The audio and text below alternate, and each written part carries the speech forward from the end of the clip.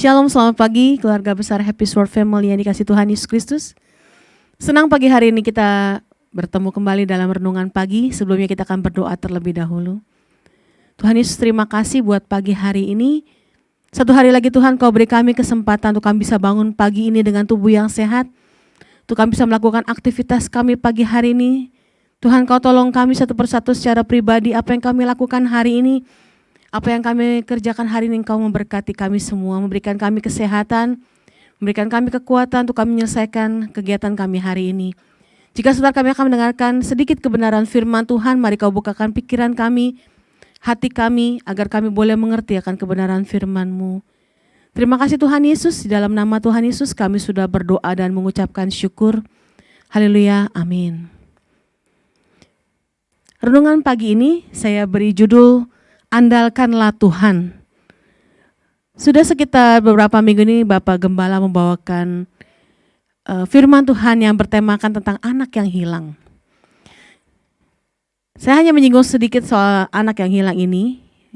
Di dalam Lukas 15 dikatakan Yesus memberikan suatu perumpamaan tentang seorang anak yang hilang. Ada seorang yang punya 2 orang anak laki-laki. Jadi ceritanya ayah ini punya anak 2 laki-laki, si sulung dan si bungsu. Yang si bungsu ini ditanya meminta harta yang menjadi bagian warisan untuk dirinya.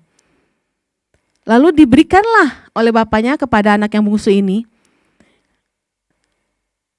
Anak yang bungsu ini setelah menerima harta itu dia pergi ke negeri yang jauh, ceritanya. Negeri yang jauh untuk apa? Untuk bekerja. Untuk mencari nafkah? Bukan. Untuk mengembangkan usaha? Bukan.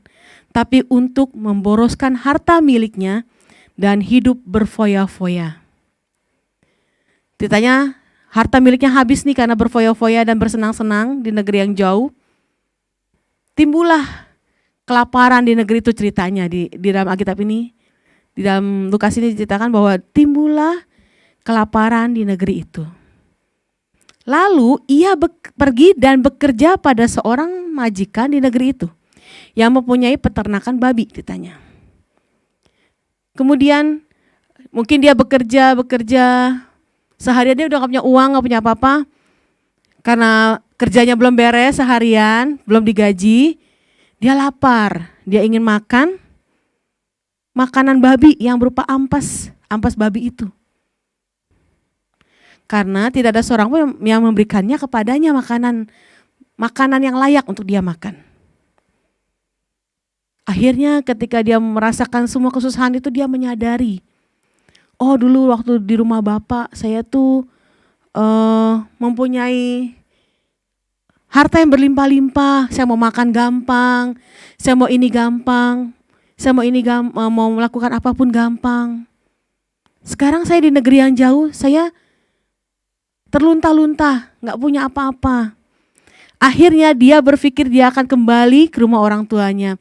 Biarlah saya kembali ke rumah orang tua saya jadi budaknya aja, jadi pelayannya. Tapi karena bapaknya adalah bapak yang baik, dia tidak menganggap semua yang dilakukan oleh anak yang bungsu ini sesuatu kejahatan, bukan. Tapi dia menerima anaknya itu dengan tangan terbuka, dipeluknya anak itu, bahkan dia dipestain, seolah-olah anak yang lama hilang sudah kembali. Saya mengangkat satu hal ini, ketika kita mengandalkan Tuhan, ketika kita susah, kita ingat Tuhan. Ketika kita senang, kita gak ingat Tuhan. Manusiawi seperti itu. Di dalam Yeremia 17 ayat 5, beginilah firman Tuhan. Terkutuklah orang yang mengandalkan manusia, yang mengandalkan kekuatannya sendiri, dan yang hatinya menjauh daripada Tuhan. Ia akan seperti semak bulus di padang belantara, ia tidak akan mengalami datangnya keadaan baik. Ia akan tinggal di tanah angus di padang gurun, di negeri padang asin yang tidak berpenduduk. Ayat 7, diberkatilah orang yang mengandalkan Tuhan, yang menaruh harapannya pada Tuhan. Ia akan seperti pohon yang ditanam di tepi air, yang merambatkan akar-akarnya ke tepi batang air, dan yang tidak mengalami datangnya panas terik, yang daunnya tetap hijau, yang tidak khawatir dalam tahun kering, yang tidak akan berhenti menghasilkan buah. Bapak Ibu sekalian, kita memang baru merasakan kita butuh Tuhan tuh ketika kita merasakan satu hal yang menghimpit hidup kita. Tapi dalam Yeremia dikatakan diberkatilah orang yang mengandalkan Tuhan, yang menaruh harapannya sama Tuhan. Dia akan seperti pohon yang ditanam di tepi aliran air. Kenapa pohon di tepi aliran air nggak usah disiram, saudara? Karena akar-akar pohon tersebut akan terus mencari air agar dia bisa bertahan hidup. Air itu melambangkan firman Tuhan. Kalau kita mengandalkan Tuhan, kita percaya sama Tuhan, kita menaruh harapan sama Tuhan, percaya sama firman Tuhan, itu adalah air kehidupan untuk kita semua. Dan berdoa sama Tuhan. Jangan seperti anak yang bungsu ini, ketika dia susah dia baru ingat rumah bapaknya. Jadi ketika kita percaya sama Tuhan tuh, entah susah, entah senang, kita percaya sama Tuhan. Kita mengandalkan hidup kita sama Tuhan. Amin Bapak Ibu sekalian. Mari kita berdoa. Tuhan Yesus, kami bersyukur buat pagi hari ini. Biarlah sepanjang hari ini kami mengandalkan hidup kami sama Tuhan. Apapun saat ini yang kami lakukan dan apapun yang saat ini kami kerjakan, kami menggantungkan hidup kami sepenuhnya sama Tuhan. Terima kasih Tuhan Yesus untuk kebenaran firman-Mu. Biarlah kami boleh belajar dari anak bungsu ini Tuhan, bahwa kami akan terus mengandalkan Tuhan. Enggak lagi senang aja kami lupa Tuhan, lagi susah kami cari Tuhan, enggak seperti itu Tuhan. Tapi biarlah sepanjang hidup kami, susah, senang, apapun yang kami alami, kami terus mengandalkan Tuhan.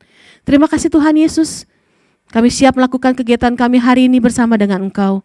Di dalam nama Tuhan Yesus kami sudah berdoa dan mengucapkan syukur. Haleluya, amin. Shalom, selamat pagi, Tuhan Yesus memberkati kita semua.